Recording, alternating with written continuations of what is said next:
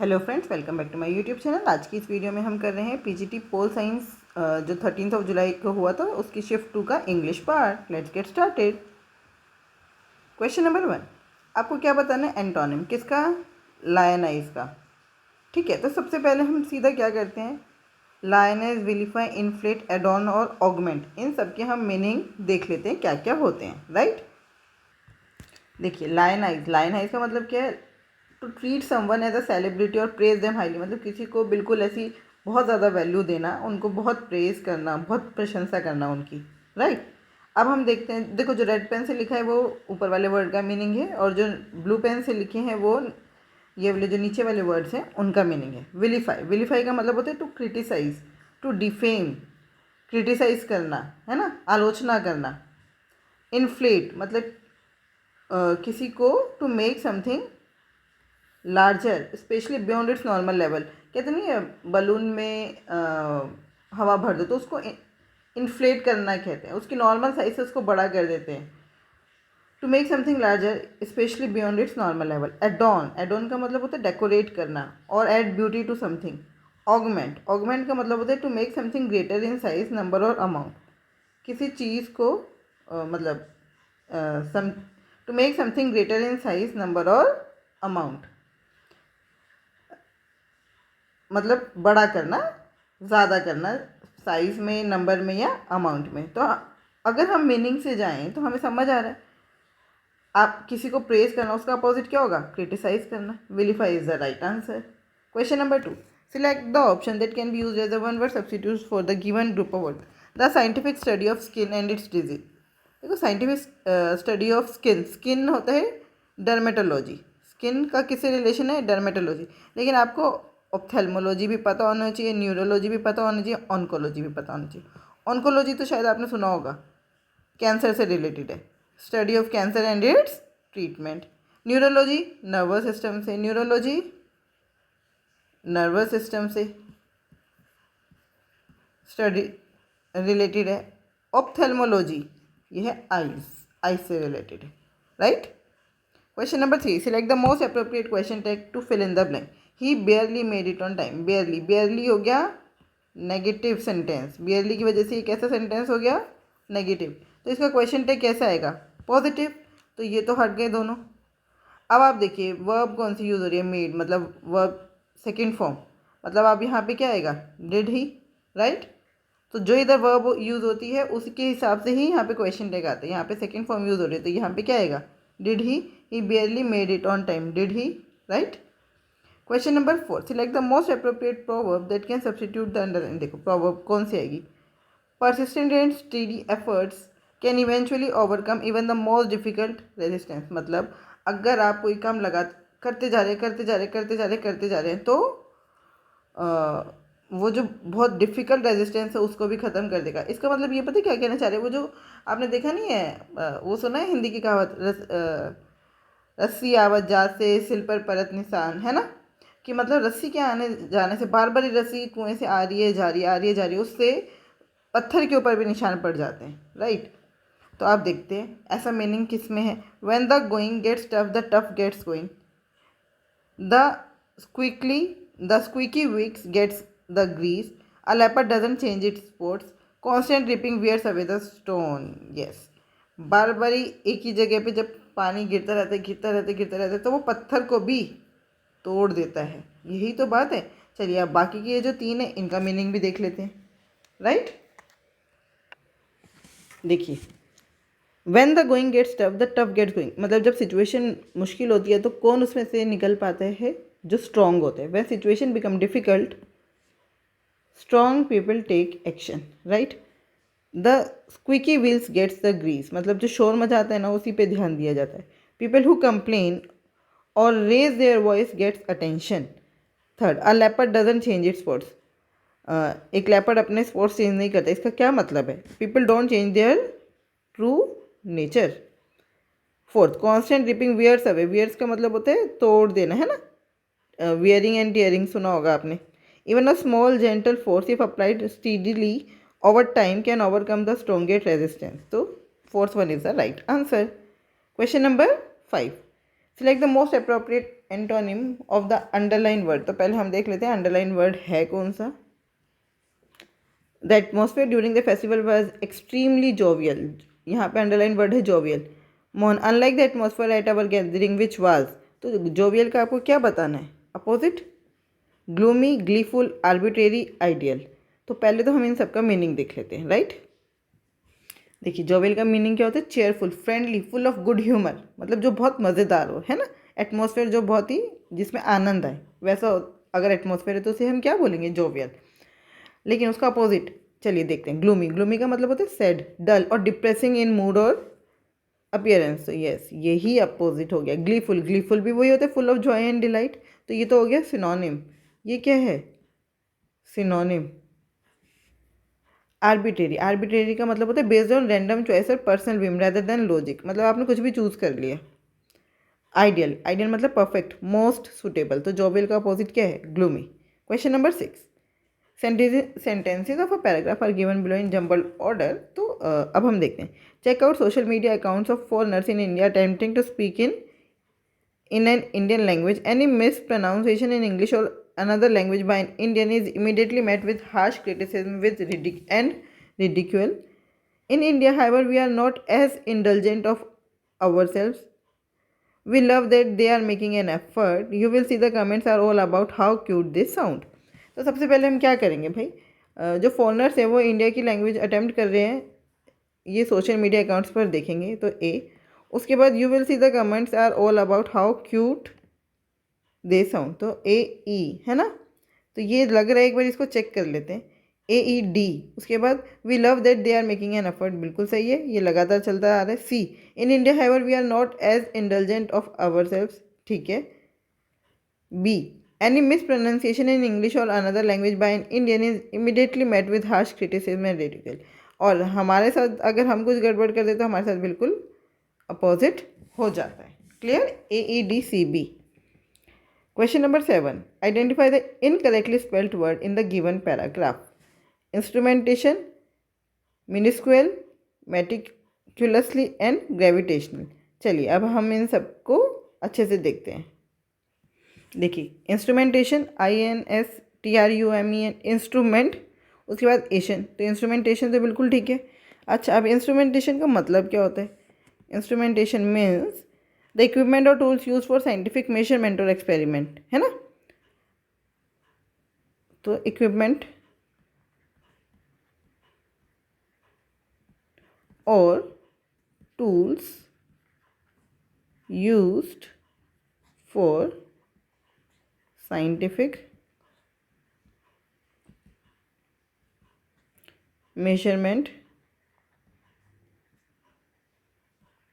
और experiments.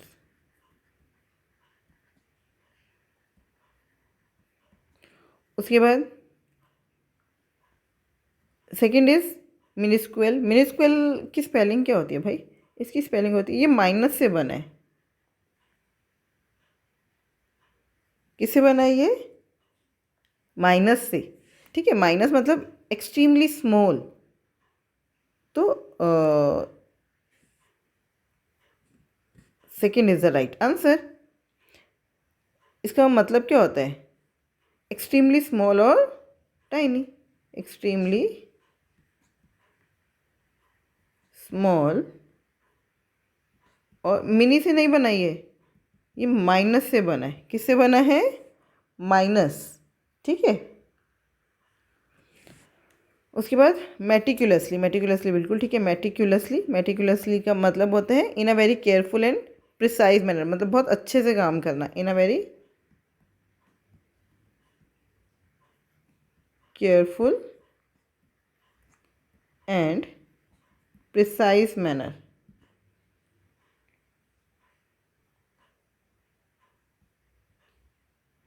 Gravitational, gravitational का मतलब है relating to gravity, relating to gravity, है ना। तो आंसर हो गया मिनिस्क्वेल। याद रखना ये माइनस से बना है, ना कि मिनी से। Question number 8, a sociologist who studies election trends. तो पहले हम देख लेते हैं, वन वर्ड सब्स्टिट्यूशन है ना ये, इन सब की मीनिंग देख लेते हैं, ठीक है। जैसे हमने इनकी मीनिंग देखी तो हमें पता चल जाएगा। पेडागोज, पेडागोज कौन होते हैं, मतलब जो पेडोलॉजी पढ़ता हो, मतलब अ टीचर। देखिए पेडागोज कौन होता है, टीचर स्पेशलिस्ट, स्ट्रिक्ट और डल वन। एंटोमोलॉजिस्ट, एंटोमोलॉजिस्ट मतलब a person who studies insects. Demographer, demographer मतलब डेमोग्राफी जो है वो पॉपुलेशन से रिलेटेड होती है, और जो उस पॉपुलेशन स्टेटिस्टिक्स को पढ़े, स्टडी करे, वो कौन हो गया, demographer. A person who studies population statistics such as birth rate, age, income, etc. Psephologist, a political analyst who studies voting patterns, elections and electoral behaviors, उसे हम क्या बोलते हैं, सेफोलॉजिस्ट, राइट। तो हमें क्या बताना था, a sociologist who studies election trends, तो मतलब psephologist is the right answer. Question number 9, select the most appropriate option among the three books. The one by Thompson is the dash in terms of depth insight। देखो यहाँ पे comparison हो रहा है, comparison हो रहा है तो डिग्री लगेगी, और 3 2 से ज़्यादा हैं तो कौन सी डिग्री लगेगी, सुपरलेटिव। कौन सी, सुपरलेटिव, तो कौन सी आएगी, मोस्ट डिटेल्ड, ठीक है। मोर डिटेल नहीं हो सकता, क्यों, मोर कब आता, जब आप 2 के बीच में कंपैरिजन करते, लेकिन ये 3 के बीच में कंपैरिजन तो मोस्ट आएगा। अच्छा मच, मच किसके साथ आता है, अनकाउंटेबल के साथ, ठीक है। मच किसके साथ आता है, अनकाउंटेबल के साथ, तो मच भी नहीं आ सकता। वेरी डिटेल, वेरी डिटेल, अब यहाँ पे वेरी जो होता है वो कंपैरिजन के लिए यूज़ नहीं होता, यहाँ पे कंपैरिजन की बात हो रही है। वेरी तो ये कह रहा है बहुत ज़्यादा डिटेल में, ठीक है। तो जब कंपैरिजन की बात होगी आपको सुपरलेटिव, सुपरलेशन लिख दिया मैंने, सुपरलेटिव डिग्री का ही यूज़ करना है, ठीक। क्वेश्चन नंबर 10, अब ये भी जंबल सेंटेंसेस से देख लेते हैं। A sentence, moreover, predictive analytics could foresee the long-term impacts of rate fixation on healthcare innovation, helping policymakers adjust regulations to encourage innovation and accessibility, ठीक है। तो यहाँ पे बात करें प्रिडिक्टिव एनालिटिक्स की। अब आप देखिए ए तो हो ही नहीं सकता, राइट, मोर ओवर आ गया ना, ये तो बाद में ही आएगा। B, in today's big data era, healthcare policy decisions should increasingly rely on data-driven insights. C, balancing access, innovation, and affordability in healthcare is delicate but imperative. Fourth, data analytics can shed light on patient outcomes, treatment efficacy, and cost efficiency, informing more nuanced rate setting framework. तो अब आपको क्या लग रहा है, सबसे पहले कौन सा आएगा, हम देखते हैं इनमें से। देखिए बी सी डी, मतलब बी सी और डी में से आपको कौन सा लग रहा है, कौन सा आना चाहिए पहले, बी के balancing access, innovation and affordability in health care is delicate but imperative. लेकिन ये तो बाद में ही आएगा ना, पहले आपको बताना पड़ेगा कि डेटा की बात कहाँ हो रही है। सबसे पहले आएगा B, in today's big data era, health care policy decision should increasingly rely on data driven insights. फिर हम बात करेंगे डेटा ड्रिवन इंसाइट्स की बात होगी तो फिर हम बात करेंगे डेटा एनालिटिक्स की, तो बी डी। फिर डेटा एनालिटिक्स की बात होगी तो अब बात करें predictive analytics. Moreover predictive analytics could foresee the long term impacts on rate fixation on health care innovation, helping policy makers adjust regulation to encourage innovation and accessibility. उसके बाद balancing access, अब यहाँ पे accessibility की बात हो गई थी ना, फिर बात करेंगे balancing access, innovation and affordability in health care is delicate but imperative.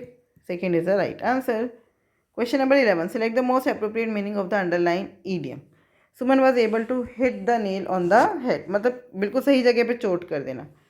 M imperfectly, नहीं इम्परफेक्टली गलत हो गया, हिट द नेल्स हेड, अरे ये अंडर, उस ईडियम का मतलब है उसके अंदर का छिपा मीनिंग बताना है, इन्होंने सीधी सीधी वही बात लिख दी। Say the right thing, run fast, say the right thing, hit the nail on the head मतलब बिल्कुल सही बात बोल देना। Question number 12, select the most appropriate positive question tag, इन्होंने खुद ही बता दिया पॉजिटिव, क्योंकि यहाँ पे क्या आ रहा है, doesn't, right, to fill in the 10-year-old kid doesn't play soccer, तो ये किड के लिए आया है और कौन सा वर्ब की फर्स्ट फॉर्म यूज़ हो रही है, डजन, डज से पता चल रहा है तो क्या आएगा, does he, does he. Question number 13, identify the incorrectly spelled word in the given paragraph. Irresistible, cryptography, captivate and theoretical. अब ये 4 वर्ड हैं, इन 4 के 4 का हम स्पेलिंग भी देखते हैं और मीनिंग भी देखते हैं, राइट। चलिए देखते हैं ये क्या इर, अब अगर आपने ध्यान से देखा हो तो ये क्या होता है, इररेजिस्टिबल, टेबल नहीं टिबल, तो IRRESISTIBLE, इररेजिस्टिबल। इसका क्या मतलब होता है, इसका मतलब है मतलब इतना अट्रैक्टिव कि आप उससे दूर ना रह पाओ, उससे रेजिस्ट ना कर पाओ। टू अट्रैक्टिव और powerful to resist, too attractive और powerful to resist. Cryptography, cryptography का मतलब क्या है, क्रिप्टोग्राफी मतलब the art of, cryptocurrency होती है ना, उसमें क्या होता है, कोड्स, तो क्रिप्टोग्राफी मतलब आर्ट ऑफ राइटिंग और solving codes, art of writing और सॉल्विंग कोड्स। कैप्टिवेट, कैप्टिवेट का मतलब क्या होता है, to attract and hold the interest और अटेंशन ऑफ समवन, किसी का इंटरेस्ट या अटेंशन अपनी तरफ अट्रैक्ट कर लेना, to attract and hold the interest और अटेंशन ऑफ समवन। ठीक है। एंड थ्योरेटिकल, थ्योरेटिकल मतलब जो थ्योरी पे बेस्ड हो, based on theory, based on theory rather than practical, मतलब जहाँ पे प्रैक्टिकल एप्लीकेशन पे जो ना बेस्ड हो बल्कि थ्योरी पे बेस्ड हो। तो इररेजिस्टिबल, टेबल नहीं टिबल, ठीक। Question number 14, select the most appropriate option of all the researchers she provided, the आगे ना तो सुपरलेटिव डिग्री आएगी, the most compelling evidence to support her thesis. ठीक है, जैसे आपको द दिख जाए, वैसे भी ये 2 से ज़्यादा के बीच में कंपैरिजन हो रहे हैं, जितने भी रिसर्चर्स हैं उनमें से वो बेस्ट है ना, the most compelling evidence to support her thesis. Question number 15, select the most appropriate option to fill in the blank, the result of the survey were dash surprising than what we had expected. जो result थे वो वर less surprising, जितना हमने expect किया था उससे कम surprising थी, right. The result of the survey were less surprising than what we had experienced. अब ये आ गया आपका पैराग्राफ। पैराग्राफ पढ़ने से पहले हम देख लेते हैं questions. Question number 1, what is the synonym of the word nuances as used in the passage. ठीक है, how is the passage structured to present its idea. तो पैसेज में क्या बात हो रही है, it outlines a problem and offer several possible solutions, it introduces a general topic followed by 3 specific examples, it narrates a story and concludes with a moral lesson, it presents a theory and then discredits it using statistics। तो अभी हम पढ़ेंगे तब हमें पता चलेगा। Which of the following with the most suitable title for the passage, title पूछा गया है हमसे। Cultural norms and communication in global business, the psychology behind smiles and eye contact, the understanding English as a global language, avoiding miscommunication in virtual meetings. तो ये passage पढ़ के ही पता चलेगा किस विषय पे बात हो रही है। What is the central idea conveyed through out the passage, business etiquette is the same across most countries, smiling can improve cross cultural understanding, cultural sensitivity enhances international business communication, English is the standard language for global businesses। Question number 20, according to the passage, how is smiling generally perceived in Russia। Russia में smiling कैसे perceive की जाती है, as insincere and viewed with suspicion, as a gesture of respect and honesty, as a polite way to start conversation, as a sign of intelligence and warmth. चलिए अब हम paragraph देख लेते हैं। In today's global business environment, यहाँ पे global business की बात हो रही है। Communication is often conducted in English but cultural expectations can very significantly. Misunderstanding cultural norms can lead to poor judgement and communication breakdown. 3 important areas where business etiquettes differs across culture include how people are addressed।